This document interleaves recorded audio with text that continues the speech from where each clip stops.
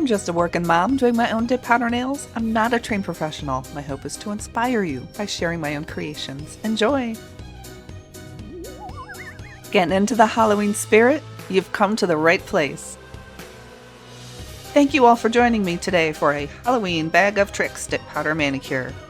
I need to start by using my Dremel with a coarse grit sanding band to grind off the shiny layer from my zombie glam nails.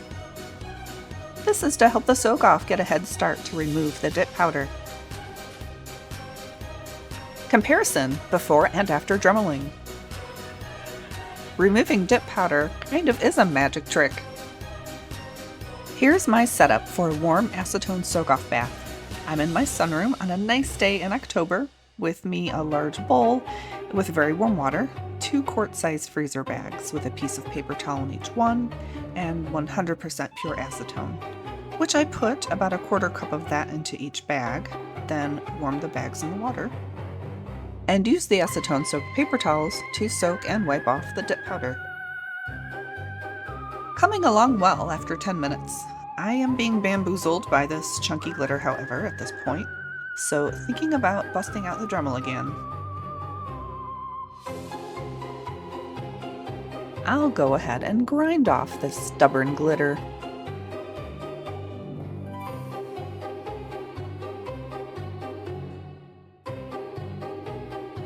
Yep, the rest of this should soak off in just a couple more minutes. That sure did the trick. Now I'll treat my hands to a good wash-in to remove the soak-off bath residue from my skin.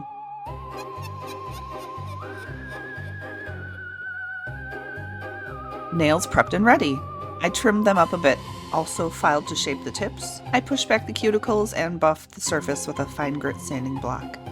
Now I'll use a lint-free wipe and acetone for a final clean after scrubbing the nails with a lotion-free soap.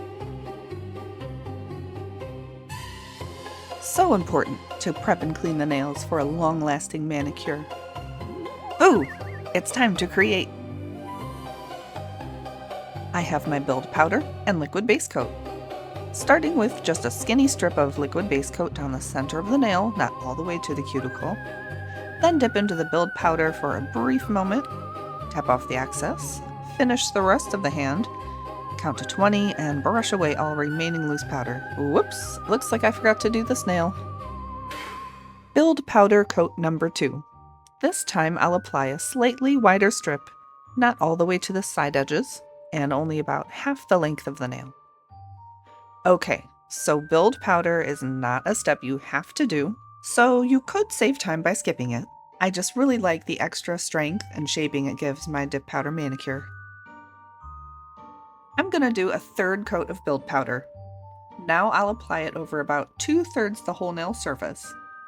Each coat covers progressively more surface area in an effort to create shaping over the apex of the nail, as well as minimize the dip powder thickness at the cuticle edge.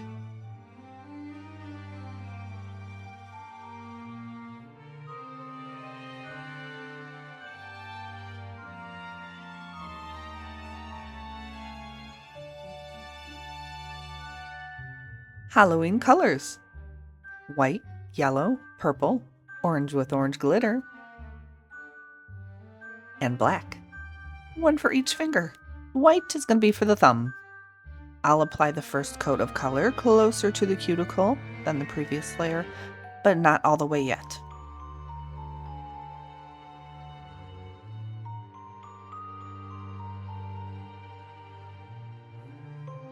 The exception is this nail, which I'll cover all the way because I have special plans for it.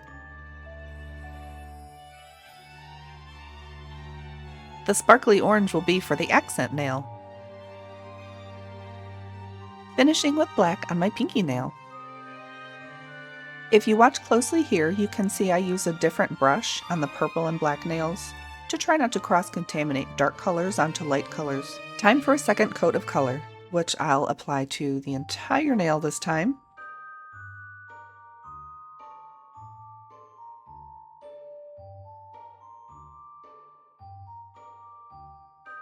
Skipping the yellow nail this round.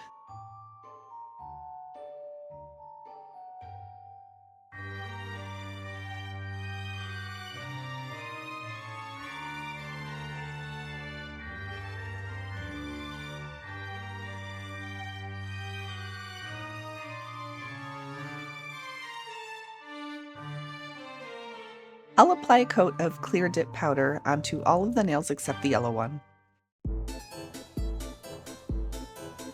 I use the clear dip powder to create a protective layer over the color to protect it from filing.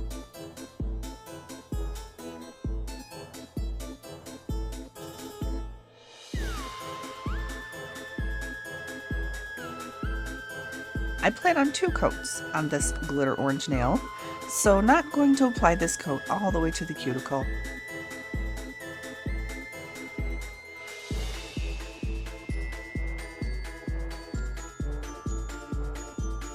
Back to the orange nail for a second coat of clear dip powder.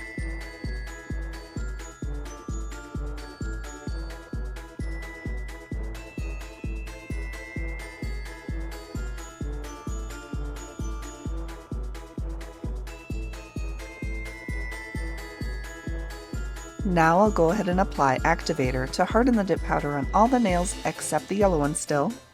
I'm building so much suspense for this nail, aren't I? I'm trying for a candy corn look there, and yellow is the bottom color. Okay, side project, candy corn nail. I've masked off the tip of the nail. I'll use the glitter orange for the middle stripe. Using the base coat, I'll carefully apply over the exposed area of the yellow nail.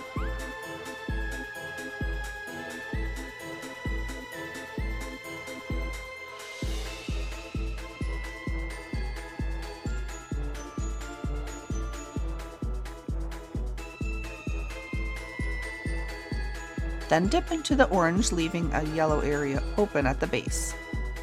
Then immediately remove the tape. The line didn't end up as straight as I wanted it to be, so I reapplied the tape and will use a small brush to fill in the area to correct the line. I've learned from this experience that using a glittered color for blocking is extra challenging.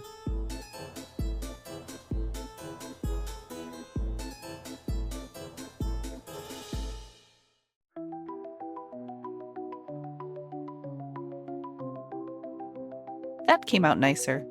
I'll just use my tweezers and a file to fix a couple things up.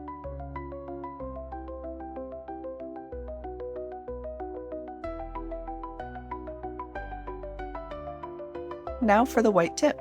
I'll fill that in with the liquid base coat using the orange line as a guide.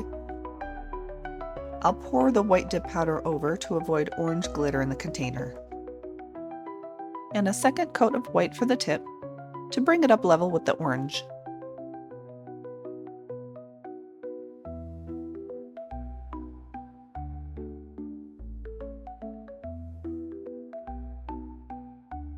Super cute! Now I'll apply 2 coats of clear dip powder to my candy corn nails.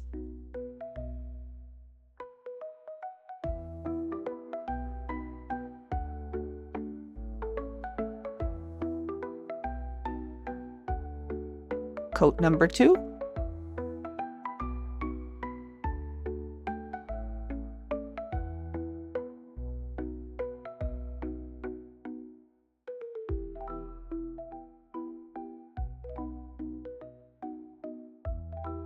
An activator for the candy corn nails. I wait at least 10 minutes after applying activator before filing. I really love these before and after filing comparisons. It really showcases the difference that makes. I begin the filing process using a coarse grit file board to straighten the sides, the tips, and correct all over shaping.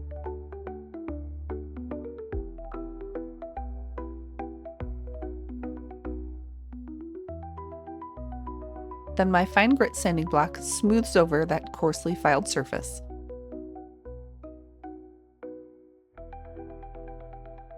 Finishing up with a soft buffer for extra shine.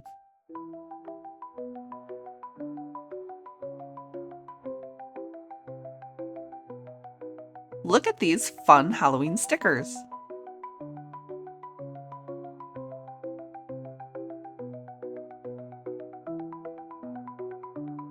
An orange cat on the black nail,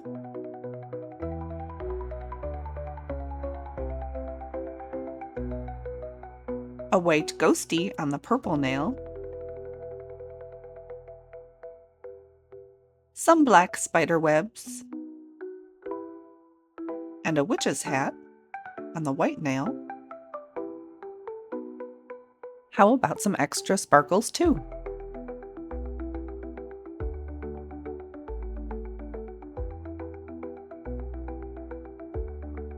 I'm feeling that Halloween spirit. A little more dipping business to attend to. I will apply 2 more coats of clear dip powder over the 3 nails I just applied stickers to in order to encapsulate and protect them from filing.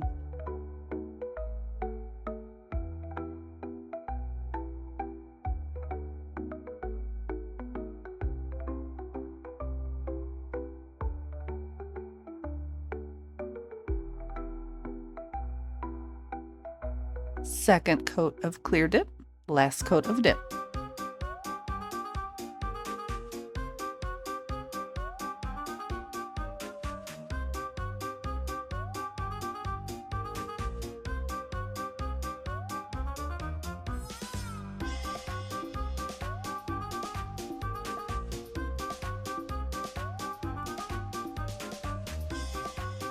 And activator for the clear dip powder I just applied.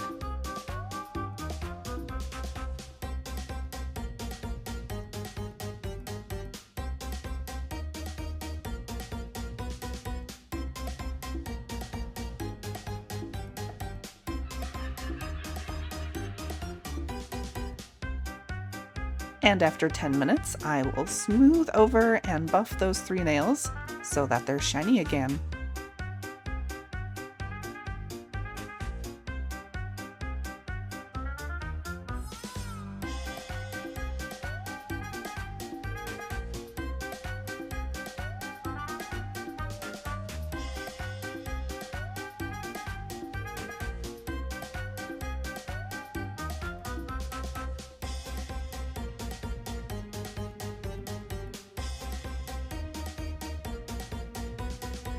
And now that all the nails are ready for top coat, I'll apply a little more activator several minutes before to fast cure the top coat. After waiting 5 to 10 minutes for the activator to set, I did wipe the nails with a lint-free wipe to remove any excess activator or debris. The first coat of top coat I'll apply in just a few quick strokes to try to minimize the brush hardening. Sometimes that fast cure is just a little too fast. I usually switch out for a new brush before the second coat. Second coat of top coat. No more tricks, all treats. Assorted, shiny Halloween nails.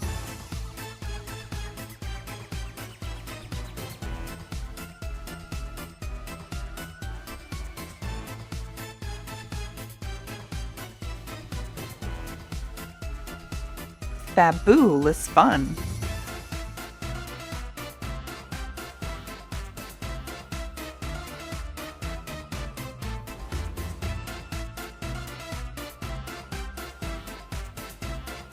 Thanks for checking out my nail design with me. Go ahead, like, subscribe, and comment with any questions or feedback. And happy Halloween!